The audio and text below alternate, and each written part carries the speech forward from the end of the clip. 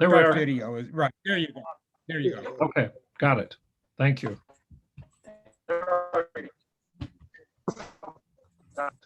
Okay, well, it's 3 o'clock. You can go ahead and get started. So let So me, we actually had this presentation on the ideas for the Mason City Plan not long ago. But I did want to visit this as kind of a before and after scenario, because there's a lot that has happened in Mason City, a lot of investment going on, and hopefully a lot of results in it. And so we assembled this panel to hear about that. Steve, and I'm not going to say your name correctly, Van Steenhuis. Did I get it close? Close enough. Van Okay. Steenhouse. Van Stevehouse. Steven's from the city of Mason City and the Director of Development Services. Marty Schukert is from RDG and was involved heavily in this plan as the consultant that worked on that plan.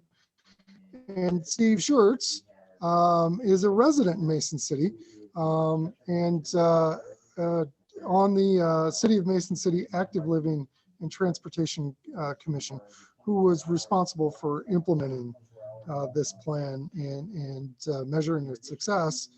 Of course, he's also my boss here at the Iowa Bicycle Coalition on the board of directors for the Iowa Bicycle in Action Fund. So appreciate all three of you attending today, and I'll turn it over to you. thanks, Mark. Well, we're excited to be here and to talk about Mason City. So with no further ado, I would just like to start by, I'm going to ask questions here and we're going to engage in a conversation, then leave about 10 minutes or so afterward to answer your questions. But this is a question for Steve from the point of view of a Mason City citizen. Is in the before times, before the plan that is, and the work that's been done since then, what was the state of the bicycle community in Mason City? How many people rode? What was the nature of organization? What were we coming into?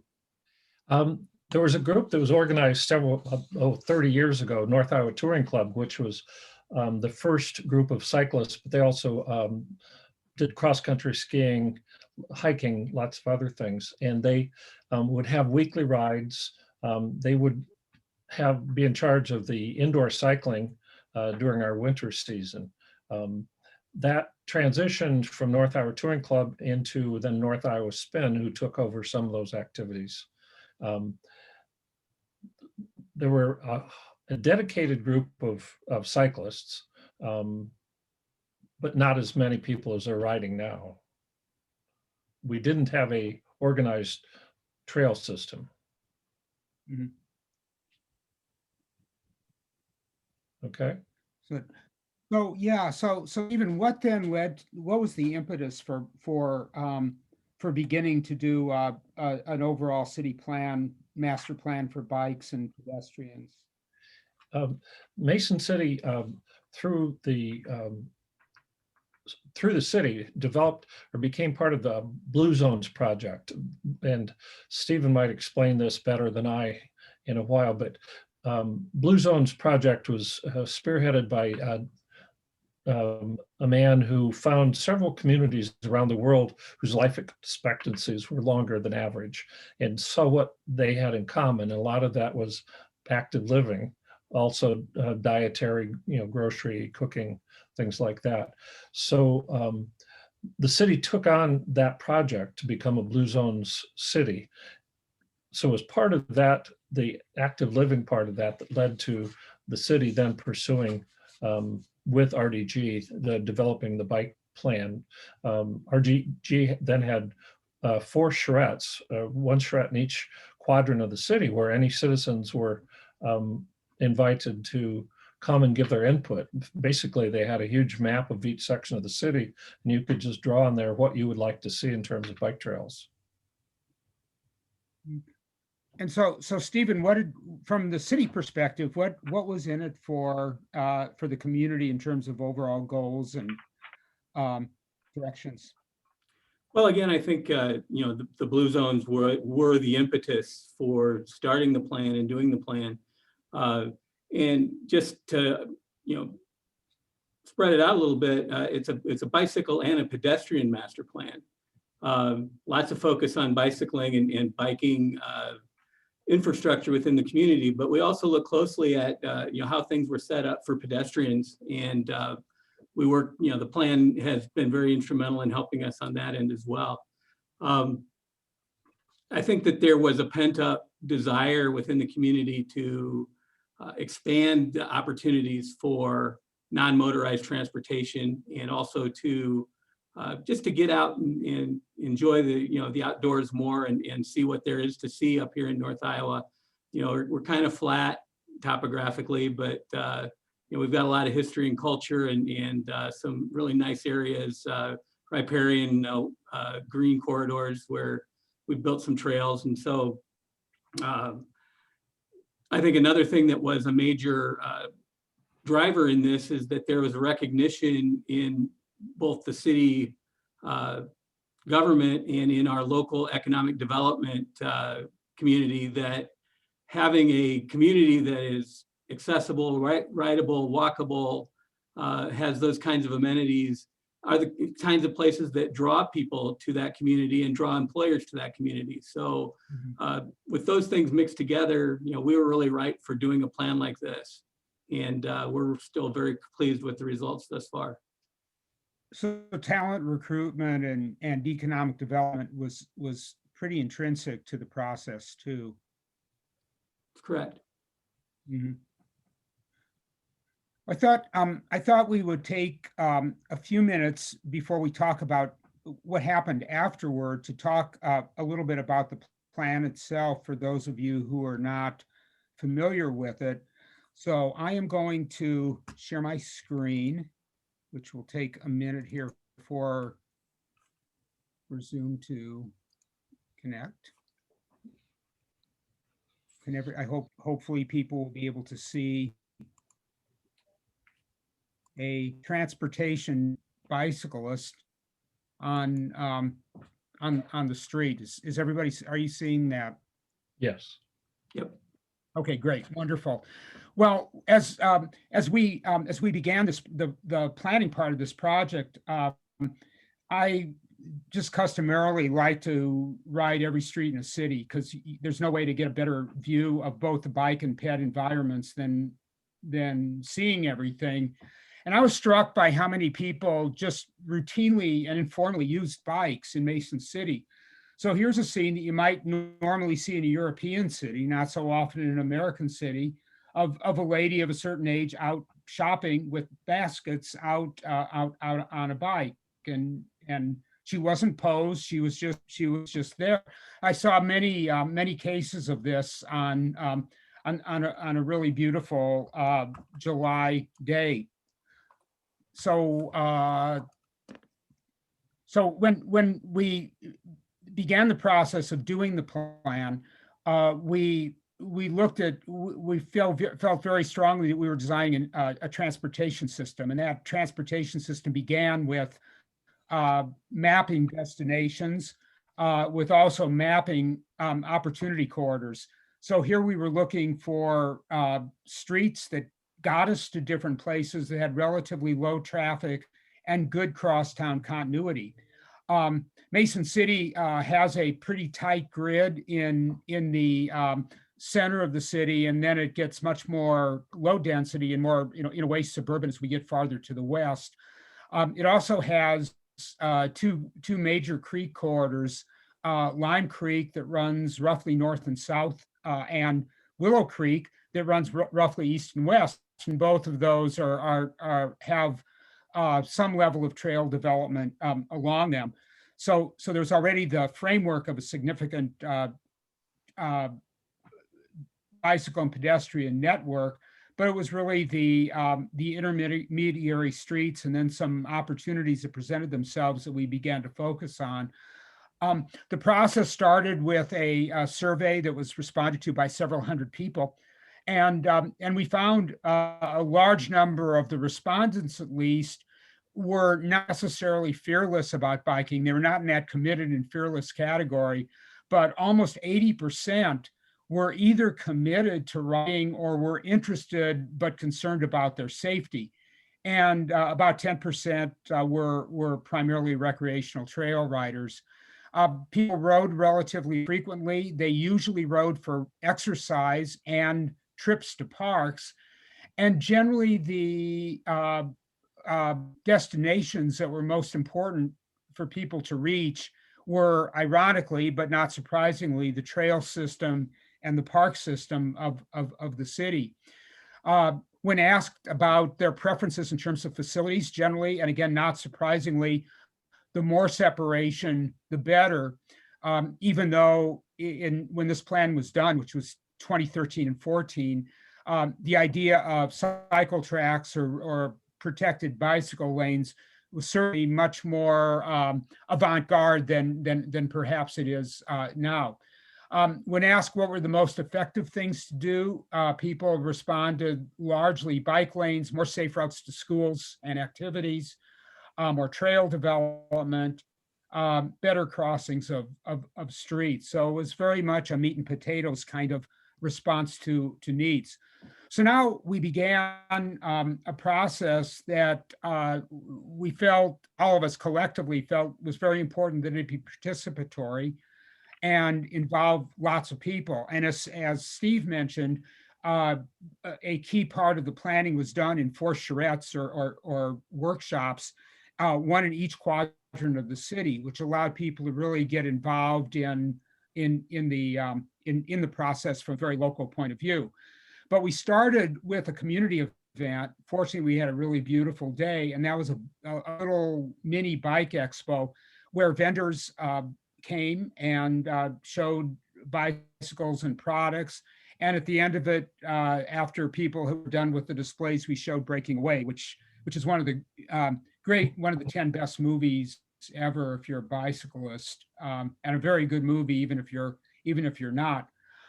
The workshops themselves are very interactive. So as you can see, people took up pens, and we had maps laid out all over the place and ideas. And there was a very high level of participation that we as consultants learned a great deal from. And so now we get into the actual structure of the plan. As I mentioned, Mason City had some real resources to begin with. One of my favorites, and if you've never ridden it, I recommend it, is the trolley trail that runs between Clear Lake, about 9 miles to the west in Mason City. Trolley trail is wonderful because it parallels the last vestige of an interurban trolley in the United States. And these used to run all over Iowa with passengers. This is a freight line now, but it's electrically powered, and there are no other examples of it to speak of in the country that give you this idea of a roadside railroad. So this in itself and the ability to travel between 2 great communities is an attraction. As we got into the actual planning, through the juxtaposition of the things that people were telling us of the layout of key destinations and of available routes, we put together a system of potential routes, here in this case matched to infrastructure types. Then from a wayfinding and structuring development, used what we refer to as a transit model. And that is almost seeing these routes in a way as you would look at bus lines or transit lines, that they would get you to specific places, be defined by destinations, and read diagrammatically as routes that you could follow and then turn to get to your destinations. So here, for example, number 2 is the trolley trail, which gets about that far into the city.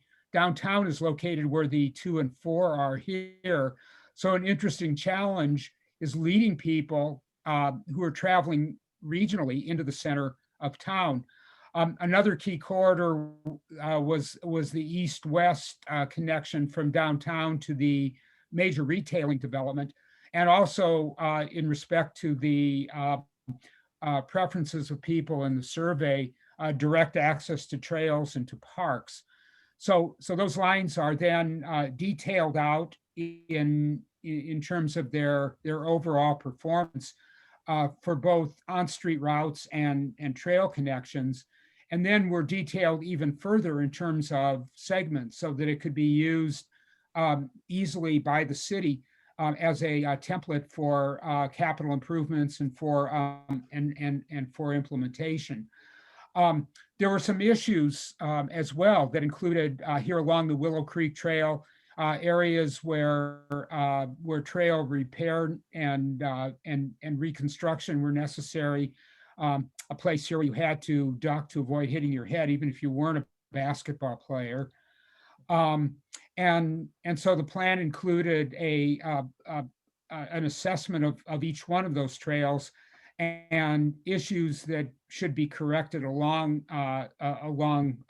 their routes. There were opportunities such as this one, perfectly available connection across a major street that connected the north and south parts of the city, only requiring a path to be able to make those connections between quiet streets. And one of the most exciting was what we've come to call the High Line. It was an abandoned Union Pacific Railroad line, still owned by the railroad, that was elevated above the city for the most part, much like the New York High Line or the 606 Trail in Chicago. And uniquely, it had some elevated wide viaducts like this one that were and still present unique park opportunities. Stephen will talk a little bit about the High Line and its progress in a couple of minutes, but it's an idea that really took hold. So again, we in the plan identified opportunities, connections, how this whole thing could work, and with the help of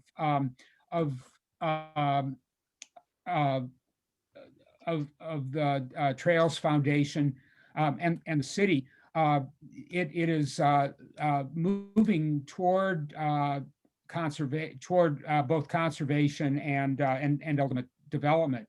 And there's some weird things that were put into the plan as well, like using the edge of a Kmart parking lot as a cycle track to make a critical east-west connection along the main highway corridor, of taking a narrow street that was a real opportunity, again, connecting to the Northern Iowa Area Community College, NIAC, and of doing this kind of weird thing where we had a car lane and a bike dominant road, and of using alleys where they were available and improved simply by painting a cycle track on those and providing that kind of joint use. So while these may not have been implemented yet, there's still ideas that are out there. The system was designed for phasing based on priorities. Cost estimates were developed for each one. And ultimately, we then did a sign system as well that signs the first phase routes, again, following that transit line model and using MUTCD standards to guide the design of the signs. The first demonstration of this sign system was for RAGBRAI when RAGBRAI a few years ago stopped in Mason City. So a pilot test was done to get people into the city and into the campgrounds that RAGBRAI was using. Ultimately, Mason City did an incredible job of hosting RAGBRAI and wound up for a number of other reasons on the front cover of the American Planning Association's National Journal as one of the great places in the country. So that in brief is a little bit of a view of the plan and the features in it. So I would ask Stephen now, could you talk a little bit about implementation, some of the things that the city has seen and done, and is in the process of doing now. Sure. Thanks, Marty. It's always fun for me to, kind of go back through the plan. I mean, obviously I've got my hard copies, but just pulling it out and looking at, what we did, that was a lot of fun putting that plan together. That was, as It was. somebody who's been in this business for over 30 years and had been a consultant myself, it was a really enjoyable process. So after the plan was adopted, and it was very enthusiastically adopted by our city council, in the next budget period, they decided that they would put $1.8 million in the capital improvements plan so that we can, there it is, so that we could start actually implementing the plan, especially the first phase as it was outlined within the plan. So with that, we were able to do numerous trail improvements. We did all of the signage and all of the street markings to create the system. And we also created maps that could be, that were given away at the bike stores and also could be downloaded to mobile devices. And talking with some of the proprietors of the bike stores, they believed that interest in biking did increase after those things were put into place. As Steve mentioned, we have some active organizations that are very interested in biking. We've had several impromptu or ad hoc biking events within the city, and we've had the silent ride and the mayor's ride and that sort of thing. But we had one of the bike stores just started a weekly ride that started in this. There's this little park near downtown that was built by a kind of an unusual guy who has built a park filled with found art. There's even a picture of it in the plan. It's a good place to start and stop a bike ride. So once a week they were doing those rides, and they were just slow rides, just out to have fun and spend time together. Other things that have occurred is that now there's a great deal of interest in off-trail cycling, and we have an organization that's got started here that has created a bump track and an off-road trail system in some vacant land that the city owns near the Winnebago River. It used to be called Lime Creek, Marty. Now it's the Winnebago River. We had to change it to river because we're the river city, where all that trouble took place. So that's been really successful, and they've got quite a nice track layout there, and people have been enjoying using that. And then there's been a lot of other interest in increasing or in expanding the trail system regionally. Cerro Gordo County has purchased a rail trail that goes from Mason City and will eventually go to Belmont, which is about 35 miles to the southwest of here. Right now it goes to the little town of Swaledale, where it's been improved, and then it's rideable all the way to the little town of Thornton, which is about 15 miles of trail that you can actually use now. So we are seeing an expansion of our regional system as well. And then finally, you mentioned the Highline Trail. The city's been actively working on getting title to sections of that trail. We've been pretty successful up to a point. There was a part of the trail that had been purchased by another property owner other than the UP that was the original owner. And the easements that were on that portion of the land belonged to the adjoining property owners. So for us to be able to expand the trail into those areas, we would have to negotiate purchase of the property with about 30 adjoining property owners, and that's going to take a while if it happens at all. So we're looking at our alternatives there, but the best part of the trail is in our hands. The UP has removed all of their equipment, all of the rails are out.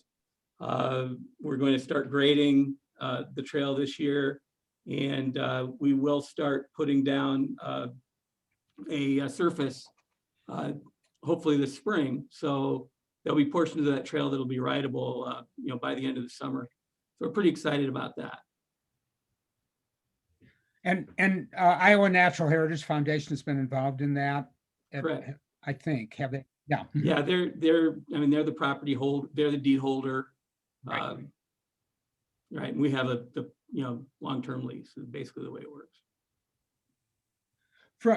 Steve, from your perspective as an advocate and a bicyclist, how has the community grown or changed in recent years?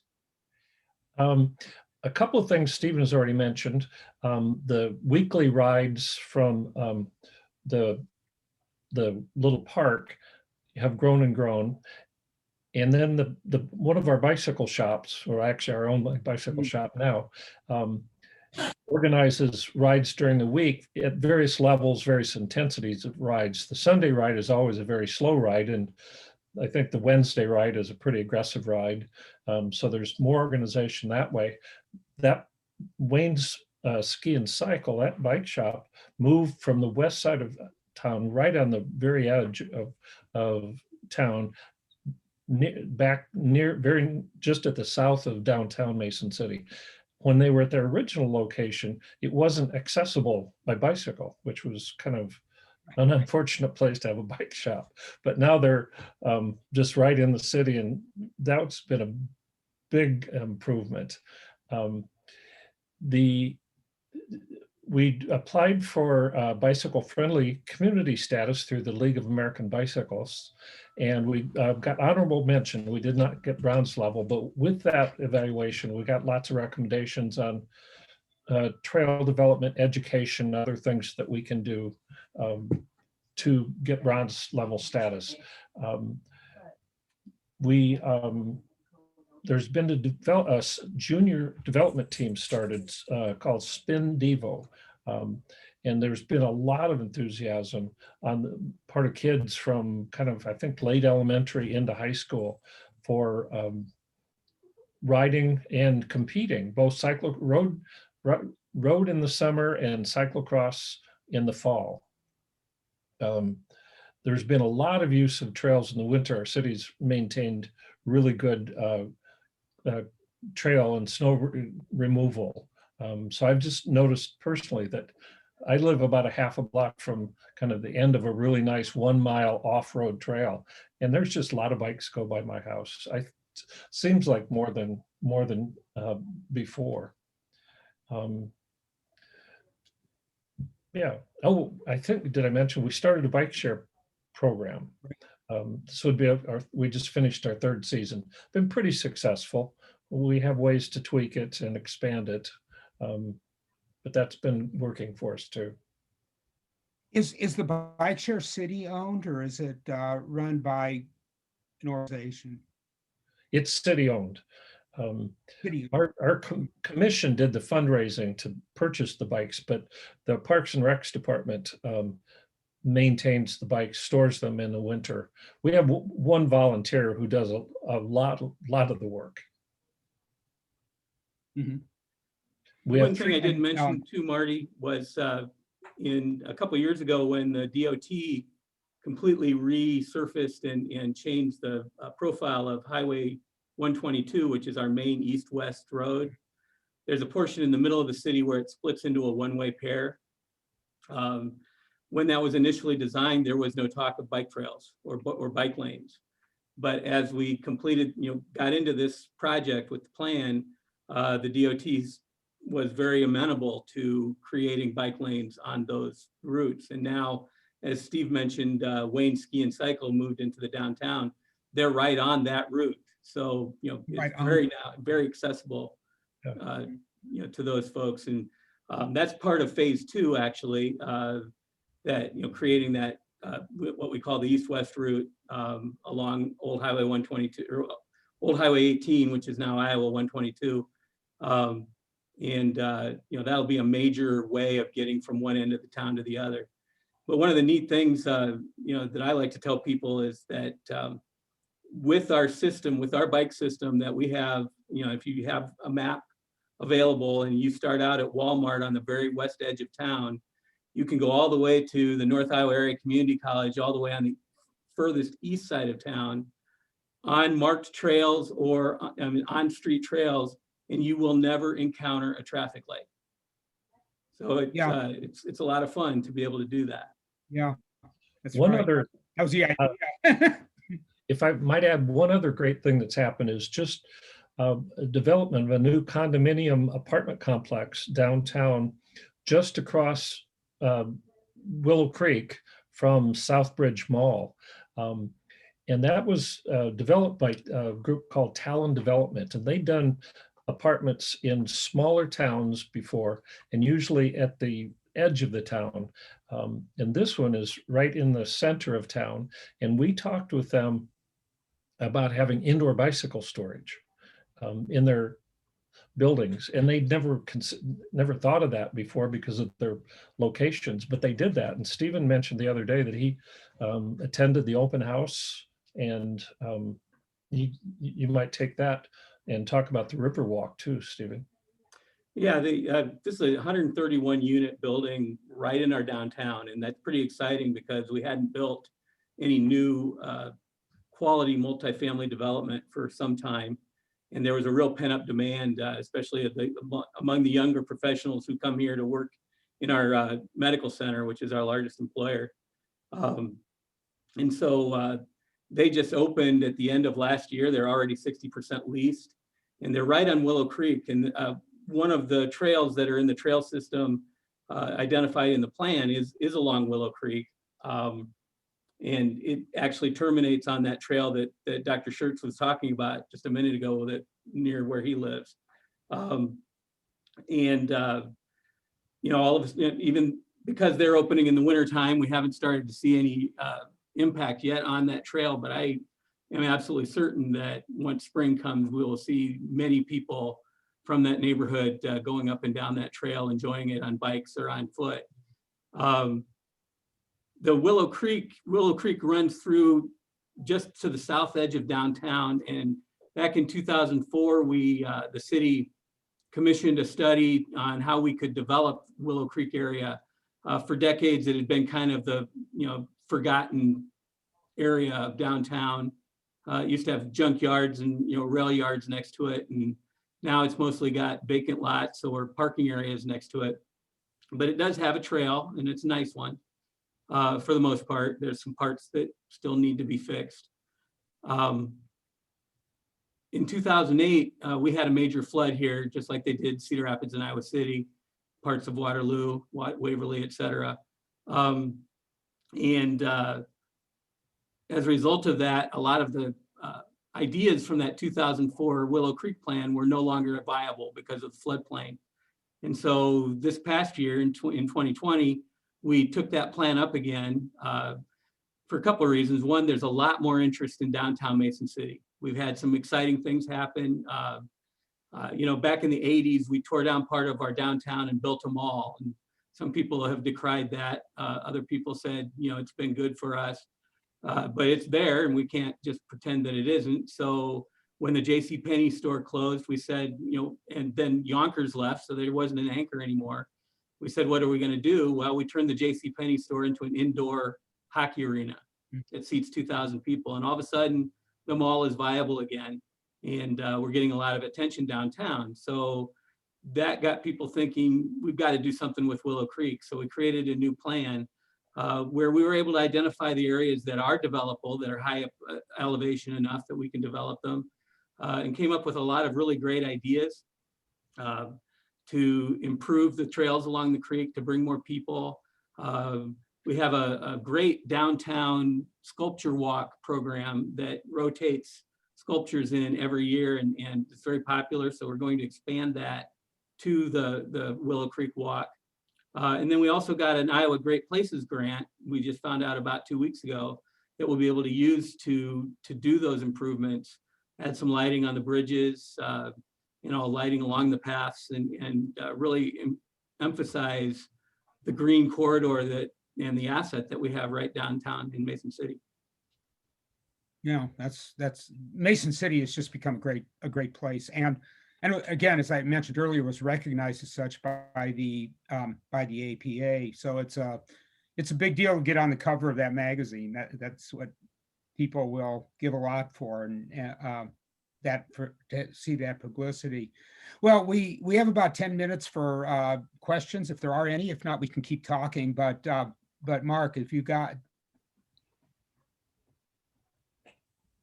Yeah, so we do have a question and answer that's available in the chat here. So if anybody has anything that comes up, please type it in and we will ask.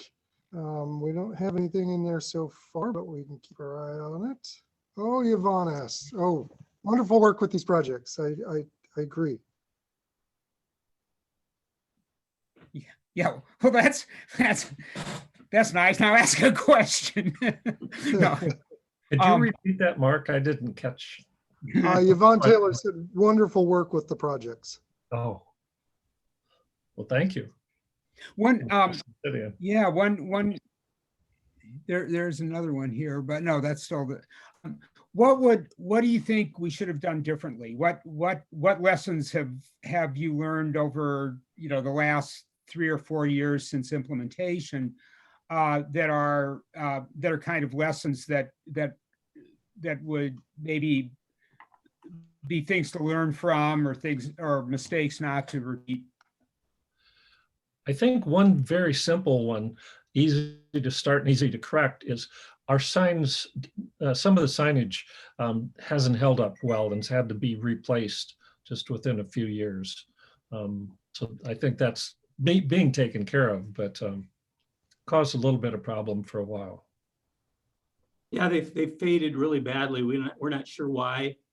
Like most communities, we have our MUTCD signs rendered for us by Iowa Prison Industries, and they're usually very high quality, but for some reason these signs just faded, and so they need to be replaced.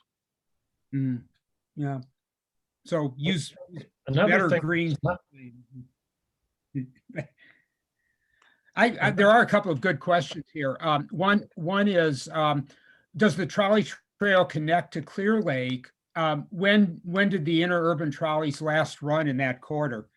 So I can answer that, I suppose. Yes, it does. It does go to Clear Lake. It sort of ends short of the city, but there's a pretty easy connection into Main Street that goes into downtown Clear Lake. And Main Street is a big, wide, very pleasant avenue that leads into town. So the connection on the west of town is really quite good. When did interurban trolleys last run the corridor? I could answer that directly if I ran downstairs and got my trolleys book, which is one of my favorite books. But I think the passenger service ran into the 1950s, and it still operates as a freight spur. And still, that's right. And they still own a trolley. I've ridden on it on that very line. It's pretty fun. Rail fans from all over the world come to see this thing because their rolling stock is over 100 years old. Nobody makes that kind of equipment anymore. So they keep that old stuff running. And I asked them how they do it, and they say, well, it's all analog. It's not like today where everything's computerized. It's all switches and wires, and so it's easily fixed. So it's kind of fun to watch them operate. Good. Yeah. Here's another good question. Excited for the Highline Trail project. What process might you be looking to go through to figure out what to do with the double wide bridge? Such a great opportunity. Excited to see what might happen there.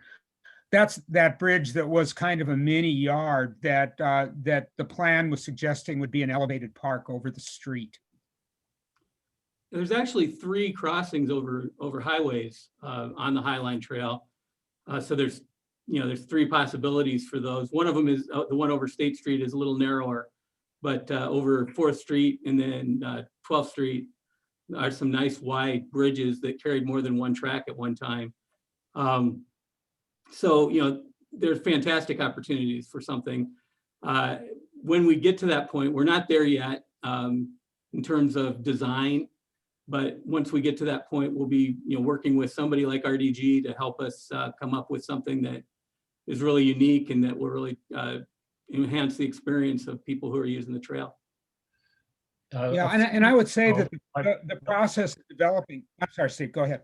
I might add, a few years ago, the developer, the Blue Zones concept was in Mason City, and he went on a tour of the trail with us by car. We just stopped here and there, but the 12th Street northeast overpass, that's the really wide one that Yeah. he said you could develop this into, you could have pop-up coffee shops seasonally and plus recreation.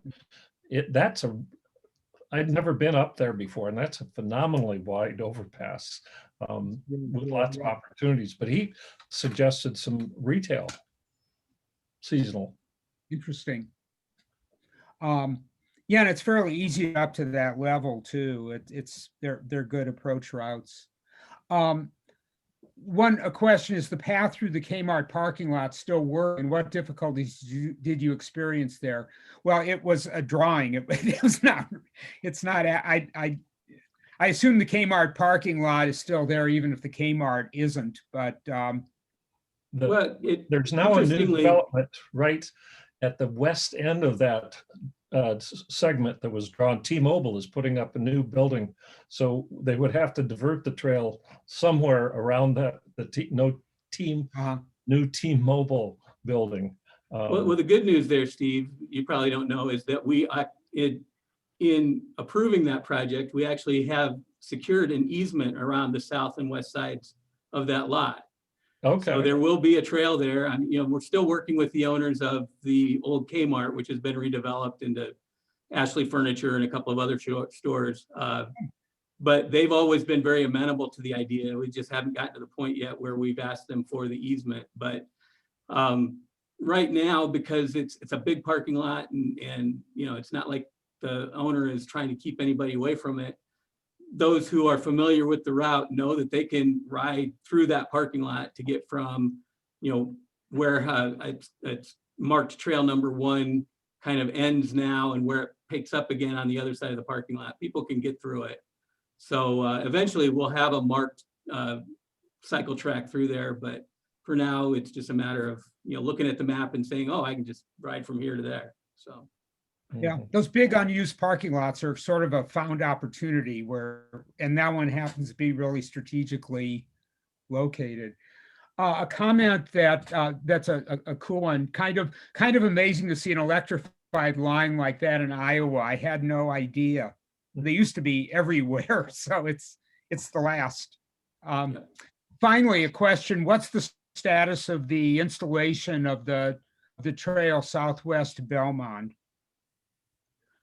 Well, that's a county project. The county, and they're working obviously with, I think it's, now I can't remember the name of the county that Belmont is in.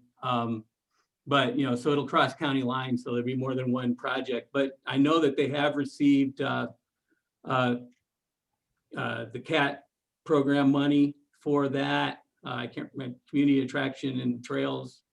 Can't remember what CAT stands for. But there's a state program that they received some funding from. Right now, they do have a limestone trail from Mason City to Swaledale. And then it's graded all the way to Thornton. So you can, if it's not wet, you can keep riding on it if you've got the right kind of bike. It's coming along, but from Thornton to Belmont, that's going to be the more difficult section. But right now, it's a pretty nice trail for that distance that it goes. I haven't ridden it myself yet. I haven't had a chance to, but I'm going to do it this spring for sure. I rode it just a couple of weeks ago, and it's well maintained. I rode it, before we had this most recent snow, but the trail was perfectly maintained, loose gravel, easy to ride, absolutely flat. Yeah. Well, thank you all. This is kind of the end of our time, but thank you all for being with us. We had nice attendance for Friday afternoon, and it's visit Mason City. It is a terrific place, and And Clear Lake too is very cool. Just noticed that the Surf Ballroom has been listed as a National Historic Landmark, which is kind of the next. So that's another major regional attraction. Plus the lake is beautiful. I had the last time I was in Clear Lake was during pandemic summer this last year, and it felt like a little slice of normal life. So it was really nice to be there for a few hours. So I'll throw it back over to Mark. Thanks, Marty. Thank you all for attending. This has been great. Once again, Jennifer's putting it on our vacation list that we have to get up to Mason City and ride around for a whole day. You do. Thanks, everybody. And Oh, you're coming. especially the participants for attending. This has been great. What we've learned is we actually had as many participants at the beginning of the day as we did the end of the day. And we've never seen that in conference before. Usually people are anxious to get home on Friday, but the commute must be great for everybody this time virtually. Anyhow, we'll be sending out surveys. Once again, if you need continuing education credits, please email me, mark@iowabike.org, or message me in the Whova app. We'll be posting many of these presentations, so if there was a concurrent session that you didn't catch, you should be able to come in afterwards, up to 30 days afterwards, and see that presentation. So we're excited about that opportunity. But most of all, thanks for coming and thanks for participating. I think this has been a great Iowa Bicycle Summit, and we look forward to seeing everybody next year in person. Thank you. Be well, everyone.